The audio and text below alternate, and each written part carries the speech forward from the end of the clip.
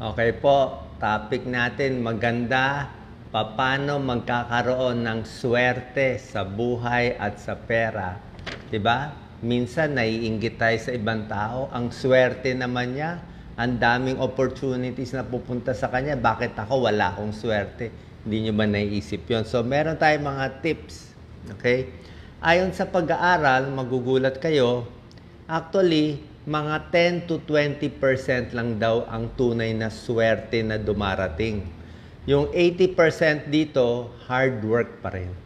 So yung mga taong sinuswerte, akala nyo lang sinuswerte siya, pero hindi nyo lang alam, baka 20 years na yan naghihirap o nagpapagod sila. Anyway, para maging successful, kailangan mo pa rin itong 20% na swerte. Bago ko bigay yung 10 tips paano magkakaroon ng swerte di ba yan ang gusto natin, we need to be sipag, pero sipag tsaka swerte. Yan ang secret of success. Magbibigay muna ako ng basic tips sa pera. Kasi pag hindi tayo marunong humawak ng pera, useless din. Swertihin ka nga, kumita ka nga ng malaki, tapos mawawaldas din, di ba? So, 5 basic tips muna sa pag-ipon at paano mananatili ang pera sa'yo. Short lang. Number 1, kailangan mo magtipid. 1 out of 5. Ito. Kasi pag hindi ka matipid talaga, mawawala lang yung pera eh. Di ba? Minsan kailangan paturuan yung tao paano magtipid. So, ang ibig ko sabihin, kung ano man kinita mo, yung lifestyle mo, kailangan mas mababa. Ito yung kita mo, lifestyle mo, dapat dito lang. Huwag masyado magarbo. Number 2, tip para hindi mawala pera mo, dapat ay lagi kang may duda. Skeptic. Ang word actually paranoia eh. Sabok to eh. Lagi kang may paranoia, may takot ka. Pag may lumapit sa'yo kahit sino, let's say may pera ka na naipon, may naipon kang 1 million, may lalapit na sa'yo kasi may pera na.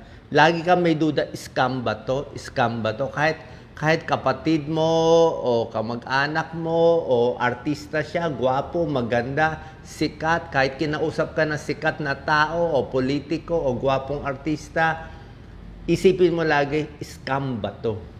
Okay? Malaki dapat duda mo. Kasi pag nawala yung 1 million na inipon mo, tapos na usapan. Diba?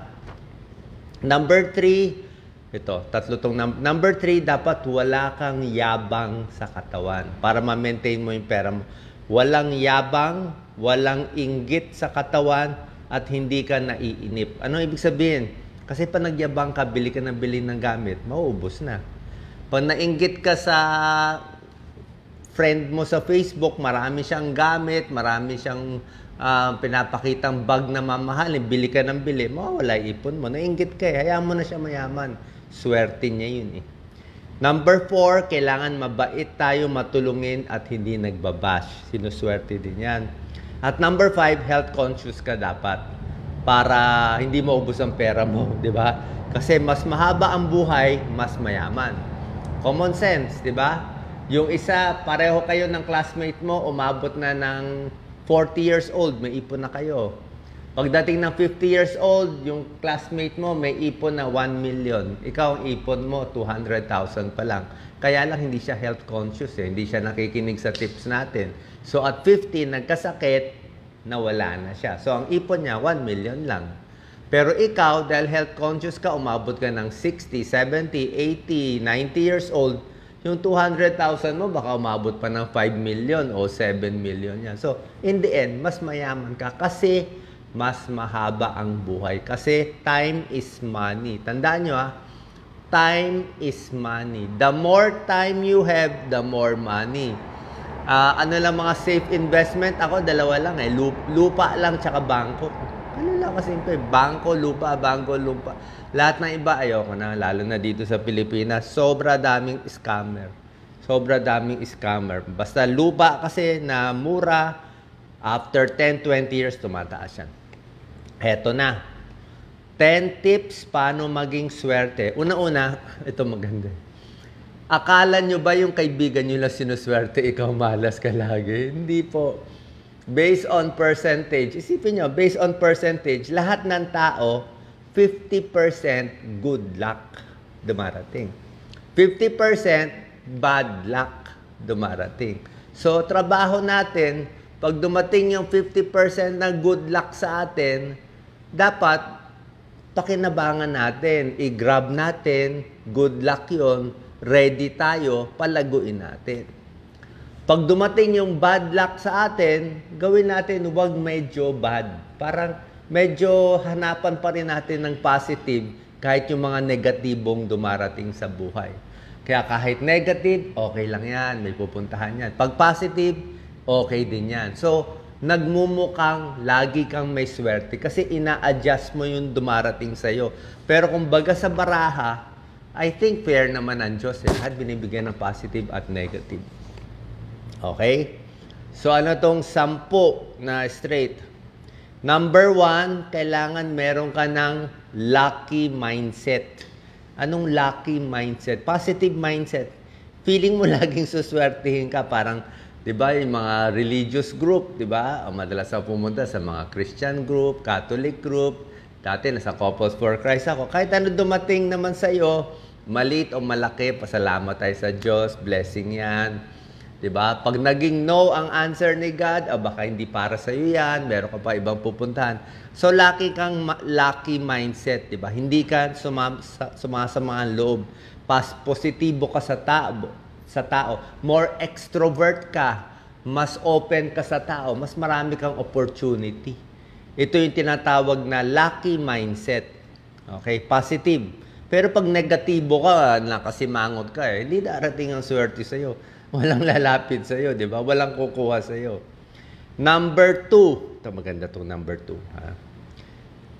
Parang ako lahat ang nakagawa nito. Number 2. Dapat meron kang goals sa buhay. Meron kang goal. Di ba? Pero yung goal mo, movable. Ano movable?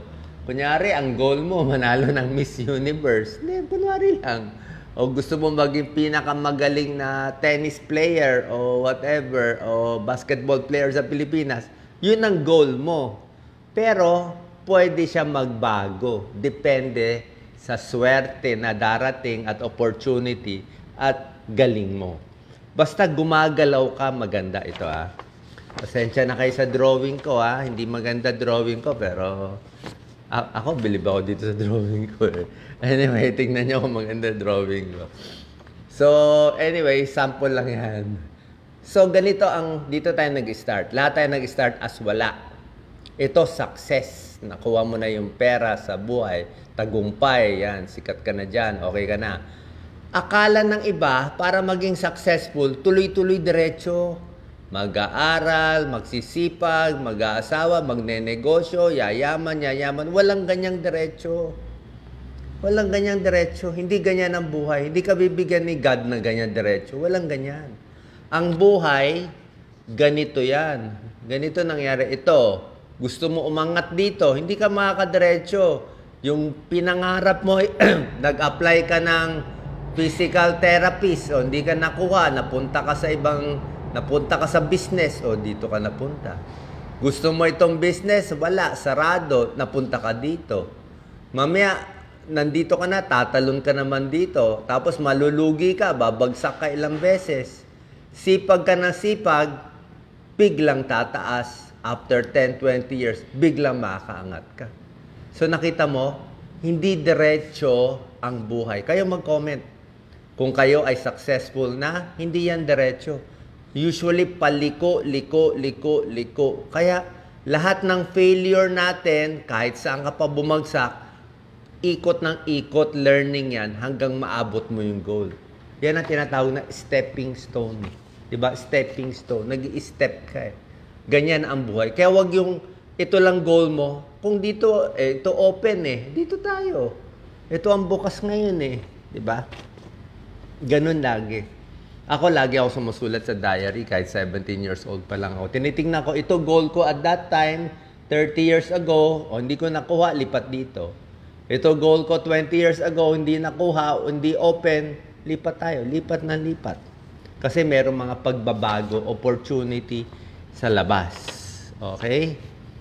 So, 1, positive mindset. 2, movable goals. Nakita nyo yung ladder ko Minsan ganyan ng Diyos Hindi ka ididiretso. Number 3, para swertihin, continuous learning ng mga bagong bagay. Dapat open ka sa aral, sa education. Ibig sabihin, lalabas ka sa comfort zone mo. Minsan, kung madalas ako sa book sale eh. Mura lang sa book sale, di ba? Tingin ka ng mga libro. Like ako, binabasa ko pati mga airplane, history, kung ano-anong libro, o arts, lahat. Dapat wide yung utak mo. Di ba? Kasi magagamit mo yan eh. Magagamit mo lahat yan eh. Lahat yan kailangan ng tao. Dapat wide ka. Continuous learning experience ang kailangan mo.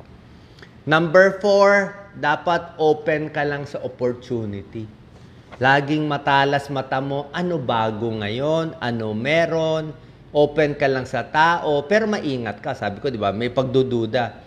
Kasi pag mabait ka, meron ka mga kakilala, tulong-tulong ka muna, pwede ka magkaroon ng lucky break. Alam mo yung lucky break?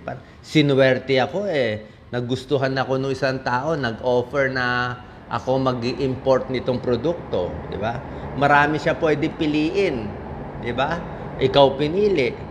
O, maraming endorser pwede kunin. Kunwari, ikaw pinili. You embrace the idea na may luck din. Di ba? May luck. Okay? So, open ka lang. Pero maingat pa rin. Balancing yan eh. Maingat pero open. Number 5. Siyempre, number 5 is hard work. Di ba? Alam nyo naman, hard work. Sipag, ganyan. Pero iba ang concept ng swerte sa hard work eh. Kaya ka trabaho ng trabaho, kaya ka nagpapalakas ng katawan mo, kaya ka ready, parang boksingero ka. Practice ka ng practice, pero wala ka pang laban. Hindi mo pa alam sino kalaban mo in the future, pero ready ka lang lagi. Actually, nasa Bible to eh. Gusto ng Diyos, diba? Ready ka lang. Ready mo utak mo, ready mo galing mo, ready mo kalusugan mo. One day, tatawagin kita. Meron kang malaking mission dyan sa mundo, ito gagawin mo. Lagi kang ready. Kasi nga, ang taong ready, di ba? Hard work, tsaka ready, darating yung swerte, ready ka na. O pag tinawag ka bigla, ikaw ang gagawa nito, ready ka na. Nakahanda ka na eh.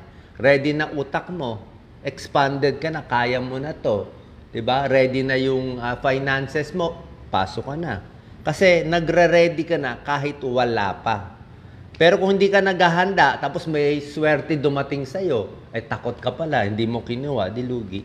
Diba? So, nagre-ready ka kahit wala pa. Diba? Kaya nyo si Doc Willie, laging ready kahit wala. Diba?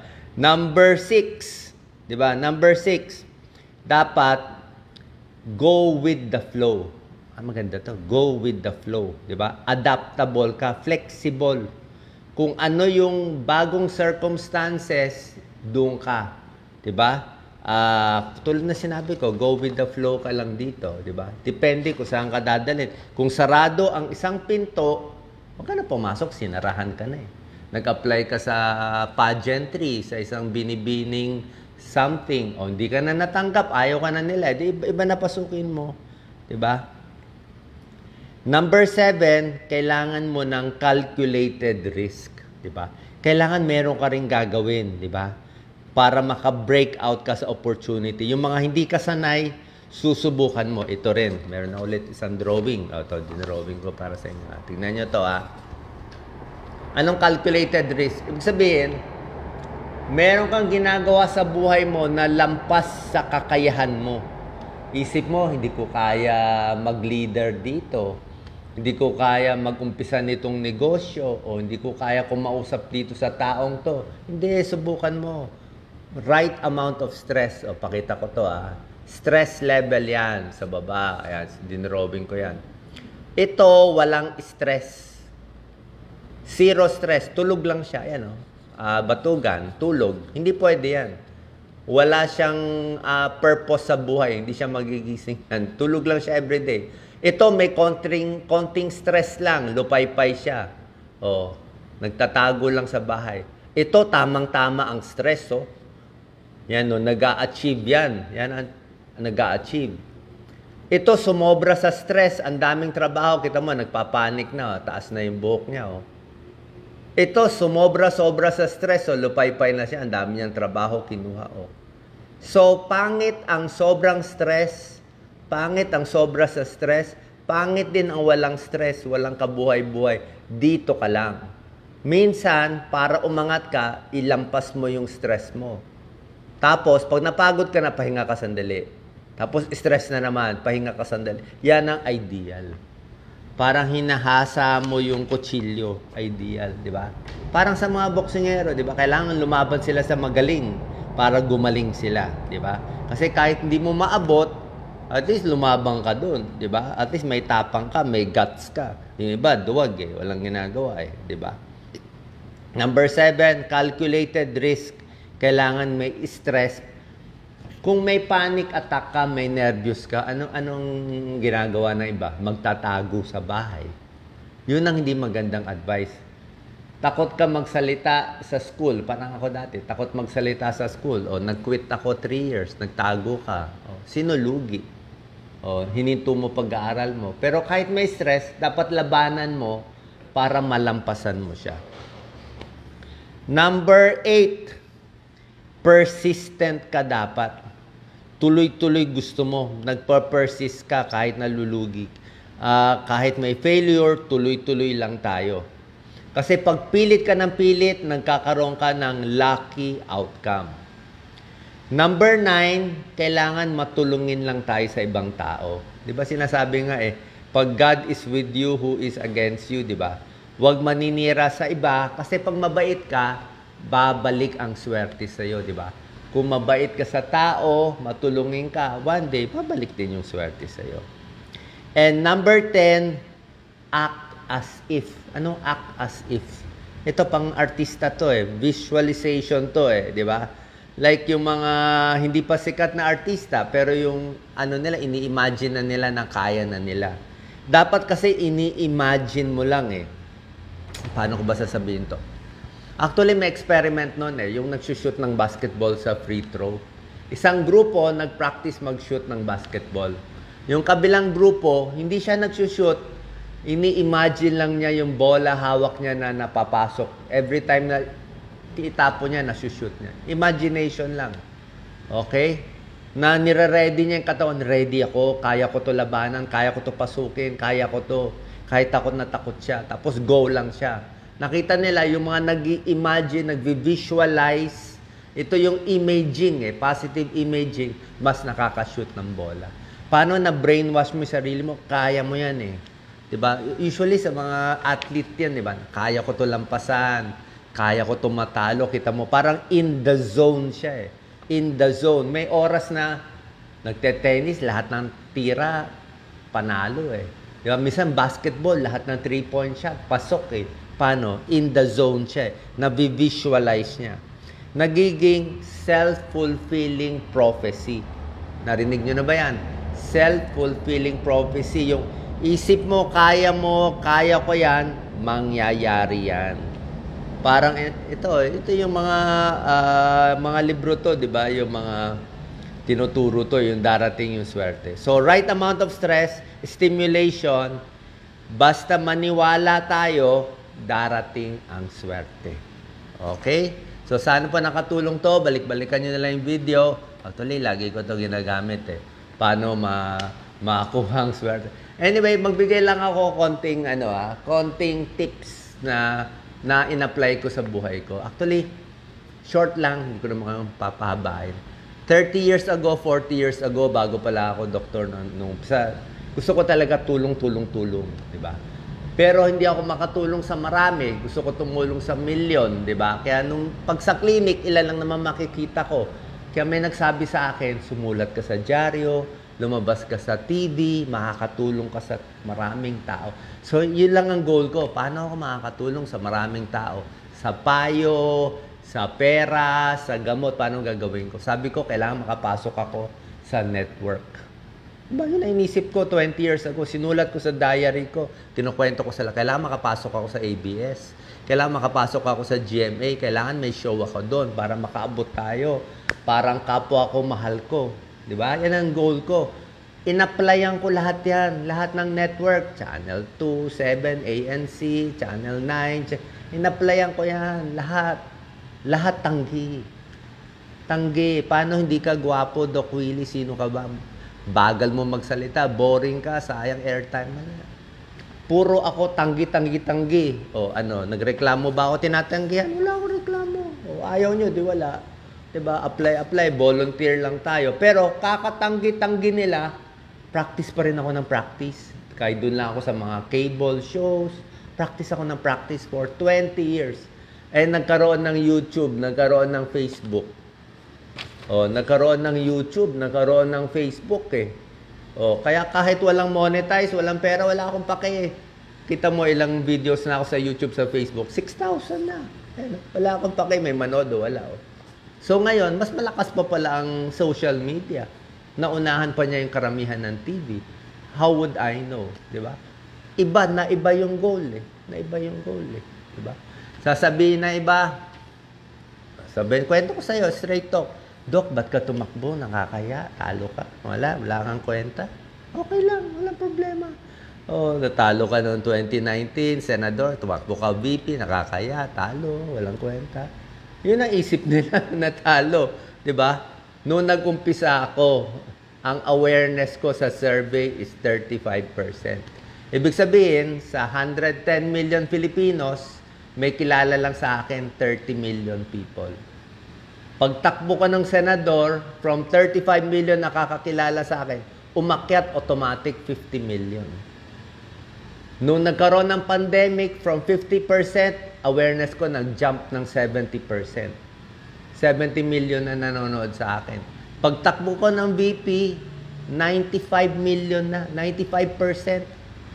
Pero mo, from 35 million makikinig sa tips mo, ngayon umabot na sa 95 million, 100 million.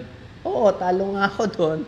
Pero, nakadagdag naman ako ng 65 million watchers na napapayuhan ko, natutulungan ko.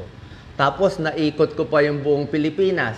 O, kami ni Isko, 100 sorties, 20 airplane ride. Naikot ko yung buong Pilipinas. Nakausap ko lahat ng politiko.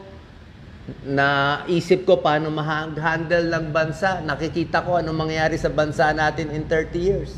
Nakita ko na yung gawain ng politiko, anong mangyari, kita ko na. Hindi ko na kwento sa inyo.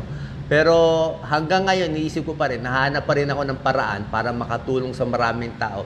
Using my knowledge sa nangyari sa politics and using dati 35% lang, 35 million lang may kilala. Ngayon, 100 million na may kilala sa akin. Konti na lang siguro hindi may kilala. Ano kasalanan ko? Wala. Go lang. Kasi gusto ko lang tumulong eh. Inikot ako ni God eh. Oh, hindi ko nga nakuha yon, inikot ako, jump lang ako eh. Oh, paano naging lugi? Wala akong ginastos ni piso. Wala akong ginastos, di ako nagka-campaign funds, hindi ako naninira. Oh, meron ba ako siniraan? Wala, mabait ako sa lahat. So nakita nyo, iba ang opportunity. Ganyan din, in another way, ang buhay nyo. Kaya go lang. Tiis lang. Masakit minsan. Sisigawan ka ng tao, babash ka. Masakit, okay lang. Pero basta malinis ang goal ko, kahit anong mangyari, tutulong pa rin tayo kasi yan ang mission natin sa buhay. Good luck.